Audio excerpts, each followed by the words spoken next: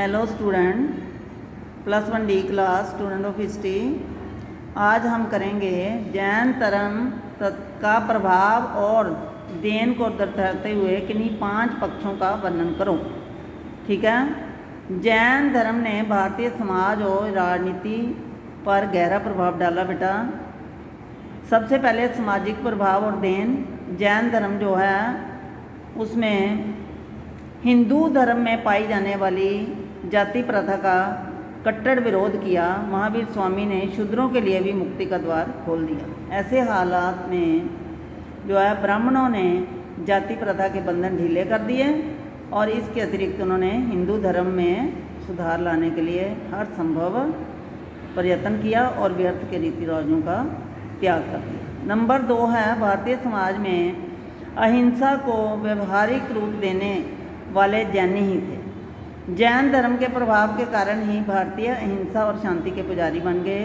हिंसावादी होने के कारण जो है उन्होंने समाज की भलाई के लिए अच्छे अच्छे कार्य किए। नंबर 3 है जैन कलाकारों ने धर्म के प्रसार के लिए कलात्मक मंदिरों, स्तंभों, मूर्तियों का निर्माण करके भारतीय कला का विकास किया और उन्होंने जो है धर्म प्रसार के लिए स्थानीय भाषाओं का प्रयोग करके स्थानीय भाषाओं का भी विकास किया।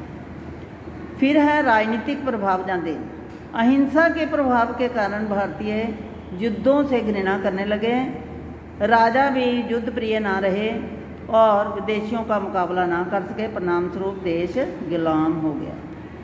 उसके बाद है अहिंसा के कारण मारपीट और लड़ाई का स्थान जो है शांति और प्रेम ने ले लिया। ठीक है।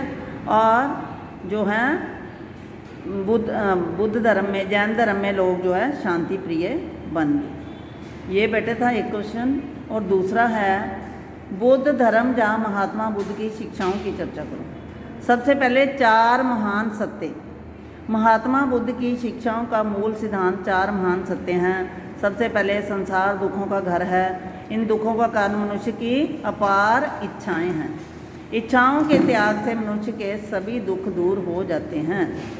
यदि मनुष्य अपनी इच्छाओं का त्याग कर दे, इच्छाओं को छोड़ दे, तो उसके सारे दुख दूर हो जाते हैं। दुखों के चिंताओं के कारण, मतलब अपनी इच्छाओं के कारण ही वो चिंतित होता है और दुख का कारण बनता है। फिर मनुष्य की इच्छाओं का अंत और निर्वाण की प्राप्ति 8 मार्गों पर चलकर की जा सकती है, जिन्हें हम अष्टमार्ग का सिद्धांत कहते हैं।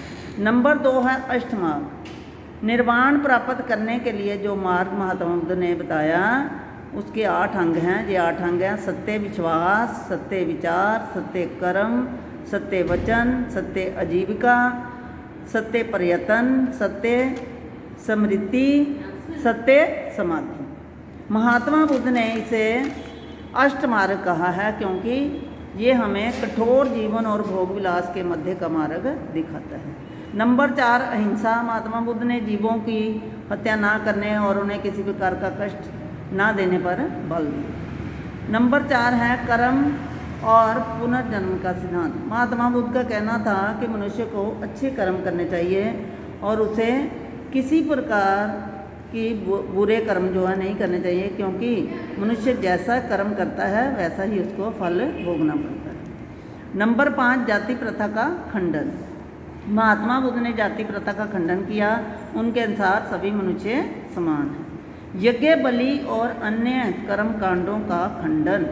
महात्मा बुद्ध हिंदू धर्म के यज्ञ, पशु बलि और अन्य दिखावे के रीति रिवाजों के जो है घोर विरोधी थे। उन्होंने नैतिक जीवन व्यतीत करने पर बल दिया। संस्कृत और वेदों की पवित्रता को मानने से इनकार। महात्मा बुद्ध ने वेदों को ईश्वरीय ज्ञान मानने से इनकार किया।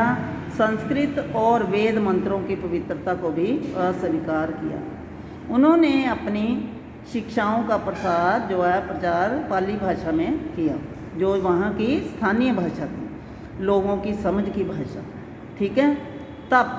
महात्मा बुद्ध ने घर बाहर त्याग कर जंगलों में जाकर तप करने का खंडन किया। उनके अनुसार घरेलू जीवन व्यतीत करते हुए भी मनुष्य निर्वाण प्राप्त कर सकता है। और नंबर 9 है बेटा निर्वाण। महात्मा बुद्ध के अनुसार मनुष्य का उच्चतम लक्ष्य जो है निर्वाण प्राप्त करके जन्म मृत्यु के चक्कर से मुक्ति प्राप्त करना है। इसलिए मनुष्य को अच्छे अच्छे कर्म करने चाहिए।